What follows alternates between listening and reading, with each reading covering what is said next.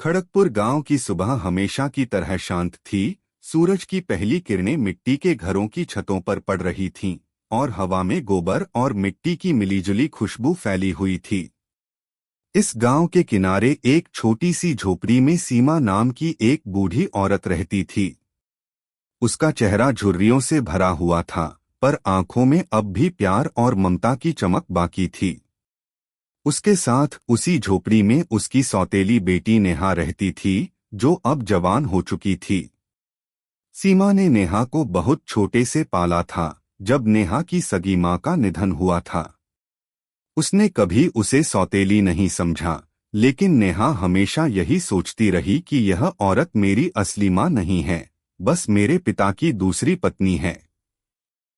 नेहा के पिता की मृत्यु को भी अब 5 साल हो चुके थे और तब से सीमा ही नेहा की दुनिया थी, लेकिन नेहा के लिए सीमा बस एक बोझ थी। सीमा हर रोज सुबह उठकर लकड़ियां बीनने जाती, दिन भर खेतों में काम करती और शाम को घर लौटकर नेहा के लिए खाना बनाती। नेहा बिना कुछ बोले खाना खा लेती और फिर कमरे में जाकर सो जाती। कभी कोई बात, कोई मुस्कुराहट नहीं। सीमा के मन में हमेशा यही कसक रहती कि काश नेहा एक बार उसे मां कहकर पुकार लेती। एक दिन गांव में मेले का ऐलान हुआ। नेहा भी मेले में जाने के लिए तैयार होने लगी।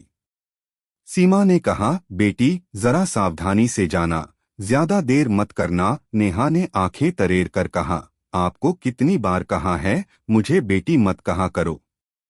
आप मेरी मां नहीं हैं, समझी? सीमा ने मुस्कुराते हुए बस इतना कहा, ठीक है बेटा, लेकिन फिर भी तेरा ध्यान रखना मेरा फर्ज है। नेहा ने मुंह फेर लिया और बाहर चली गई। उस दिन मेले में नेहा की मुलाकात एक रहस्यमयी औरत से हुई, जो चमकीले कपड़े पहने हुए थी और जिसकी आंखों में अजीब सी चमक थी। उसने नेहा से कहा, तुम बहुत सुंदर हो, लेकिन मैं तुम्हें दुनिया की सबसे सुंदर लड़की बना सकती हूँ अगर तुम चाहो तो। नेहा चौंक गई। उसने पूछा, क्या सच में? उस औरत ने मुस्कुराकर कहा, हाँ, लेकिन तुम्हें बस एक छोटा सा काम करना होगा। सूरज ढलने से पहले नदी किनारे जाओ, वहां जो। उस शाम वह नदी किनारे गई। सूरज ढल चुका था, आसमान लाल हो गया था। पानी के ऊपर चांदी जैसी चमक थी। उसे सच में एक चमकता हुआ फूल दिखा जो सुनहरी रोशनी फैला रहा था। उसने बिना सोचे उसे तोड़ लिया और चेहरे पर मल लिया। अगले ही पल हवा का एक तेज झोंका आया और एक ठंडी सिहरन उसके शरीर में दौड़ गई। उसे लगा जैसे कोई अदृश्य शक्ति उसके आसपास घूम रही हो। घर लौटकर वह शीशे के सामने खड़ी हुई। कुछ नहीं हुआ था। वह मुस्कुरा दी, शायद 2 दिन बाद असर करेगा। अगले दिन सीमा ने देखा कि नेहा का चेहरा थोड़ा अजीब लग रहा है, जैसे उसमें हल्के काले निशान पड़ रहे हों।